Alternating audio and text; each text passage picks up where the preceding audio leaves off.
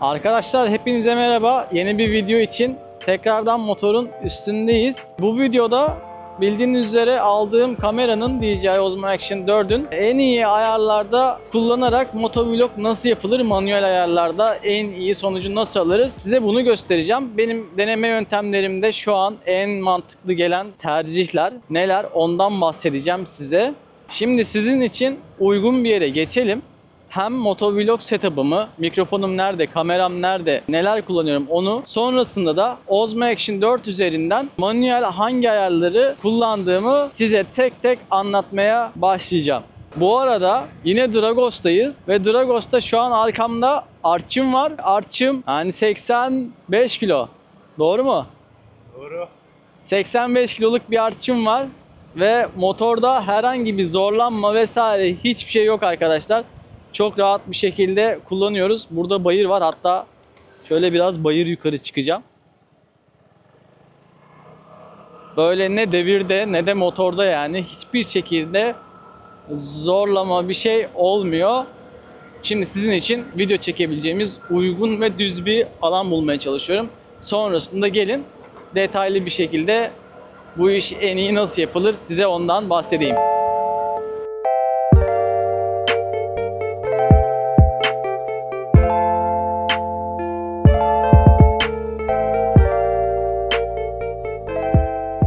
Evet, şimdi öncelikle size motovlog ekipmanlarımdan bahsedeyim ve bunları nasıl kullandığımı, nerelerde konumlandırdığımı göstereyim. Ondan sonra da ayarlar detayına gelelim.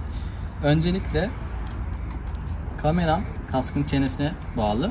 Şöyle size tek tek göstereyim hatta. Şurada da mikrofonum var. Kamera olarak ben DJI Osmo Action 4 kullanıyorum arkadaşlar. Mikrofon olarak da DJI Mic 2'sini kullanıyorum. Sadece transmitter kısmı yani verici kısmı, alıcısı zaten kendi içinde Bluetooth'la alıyorum. Bu GoPro'dan kalma sticker. Benim kaskım Tork'un T1 kaskı. Retro bir kask olduğu için burada gördüğünüz üzere boşluk kalmadan çeneye kamera ağzını yapıştırabiliyorum 3M bantla. Burada şu parça ve şu parça, şu iki parça yani vidası ve bunun altı. Bu da GoPro'dan kalma. Öncelikle DJI yazısı aynı şekilde gelecek şekilde, iki DJI yazısı aynı şekilde gelecek şekilde bağlantı parçasını buraya takıp sıkıyorum. Burası zaten mıknatıslı. Buradaki klipsler birbirine direkt oturuyor. Ondan sonra bunun tık sesi geldikten sonra herhangi bir sıkıntısı yok. Bu da zaten Osmo Action'ın kendi case'i. Mikrofon konusunda DJI Mic 2'yi kullanıyorum. Dediğim gibi onu da size şöyle göstereyim. Burada Mic 2'nin kendi mıknatısı var. Şu arkadaki 3M bandı ona göre kesip yapıştırdıktan sonra mikrofonumu şu şekilde dead cat bu tarafta kalacak şekilde. Çünkü konuştuğum zaman eğer böyle olursa sesi biraz fazla alacak. Ben ince ayar kısmını size sonra anlatacağım birazdan. Dead cat ağzınıza doğru değil de kulağınıza konumlanacak şekilde ters taktığımızda çok güzel bir ses alıyoruz. Bu buradan düşer mi diye düşünenler varsa eğer bakın bak çekiyorum çok zor geliyor. Bunun böyle kask içinde, çene içinde çıkması çok zor yani. Ağzı açılıyor, kendi gelmiyor. O yüzden düşmesi dediğim gibi çok zor. Bu şekilde motovlog ekipmanlarımı konumlandırmış oluyorum. Kamera açımı da birazdan göstereceğim. Ultra genişte kullanıyorum zaten. Kayıttan da çıkıp çıkmadığını aslında telefon tutucuya bakıp oradan da kaydedebiliyorum. Kayıt ne alemde, açı nasıl onu da görebiliyorum ama hadi ben size detaylarını anlatayım kameramın ve özelliklerinde hangi özellikleri kullanmamız gerektiğini, hangi ayarları detaylı bir şekilde kullanmamız gerektiğini göstereyim. En iyi sonucu nasıl alalım hep birlikte bakalım. Video kalitesi olarak ben videolarımda 4K 60 FPS'i kullanıyorum. SD kart yazma hızı da bu şekilde benim için yeterli. 128 GB'lık micro SD SanDisk'in bir SD kartını kullanıyorum. Bu yüksek çözünürlükle 4K'da 16'ya 9 60 FPS'te motosiklet üzerinde sürüş sırasındaki hareketli sahnelerde olduğu için akıcı bir görüntüyü bu şekilde yakalamış olabiliyorum. Manuel ayarlara şimdi geliyorum. Manuel ayarlara bakmak için buradaki seçeneğe tıklıyoruz. Buranın Pro'da olması gerekiyor özellikle arkadaşlar. Önce Pro'ya bastığımızda artık otomatik ayarlara geldik. Şimdi otomatik ayarlarda bizim bakacağımız shutter hızı, ISO ayarı, pozlama, işte renk profili, açı gibi değerler var. Öncelikle sırayla ona başlayalım. Şimdi kamera üzerinden bu ayarları yapabilmemiz için pozlamanın bir kere manuelde olması gerekiyor ve ben kullandığım çekimlerde, daha doğrusu bu kamerayı 100 ISO'da kullanıyorum. ISO görüntüdeki bozulmayı engelliyor. Ne kadar ISO'yu düşük alırsak görüntü o kadar aslında karanlık olur ve o kadar da temiz görüntü elde ederiz. Ama bunu dengelemek için de bu tarafta gördüğümüz shutter'ı 1/200 alıyorum. Bu da 1/200'de akıcı görüntüler, 60 fps'te akıcı görüntüler almamı sağlıyor. Bu ayarları ayarlayabilmem için dediğim gibi otoda değil manuelde olması gerekiyor kameramın. White balance'da ışık ayarı demek aslında, beyaz dengesi daha doğrusu. Bunu otoda kullanmamızda herhangi bir sıkıntısı yok. Gördüğünüz üzere o kendi white balansını ayarlamış oluyor. Bunu otoda bırakabiliriz. Renklerimizi 10 bitte normal veya D-Log çekebiliriz. Ben Osmo Action'a güvendiğim için aslında renk konusunda normalde kullanıyorum. Kamera açımızı da ben motovlog için ultra genişte kullanıyorum. Ama bu tamamen kişisel tercih. Dediğim gibi genişte de kullanabilirsiniz. Ben ultra genişte kullanmayı tercih ediyorum. Görüntü ayarımız varsayılanda kalacak. Ses konusuna da gelecek olursak, mikrofonumuzu bağladıktan sonra DJI Mic 2'de Dead Cat dediğim gibi çene tarafına geldikten sonra böyle çok rüzgarlı bir sürüş yapmayacaksak eğer -7'de verici kazancını -7'de kullanıyorum. Ama eğer sahil yolunda E5 gibi gürültülü yerlerde kullanacaksak -10, -11 aralığında da bunu kendimiz ayarlayabiliyoruz. Dediğim gibi sokak arasında sakin bir sürüş yapacaksanız -7'de tutmanız gerektiğini düşünüyorum. İyi bir sonuç alırsınız. Burada dijital ayarlarda dijital zoom vesaire hiçbir şey kullanmıyorum.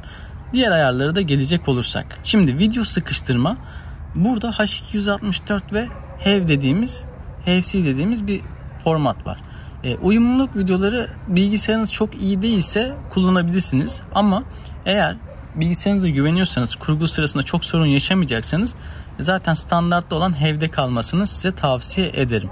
Burada kamerada ufuk senkronizasyonu, kalibrasyonu da yaptığınızda ufuk çizgisinde kendi otomatik ayarlıyor. Bunu da Osmo Action için yapmanızı tavsiye ederim.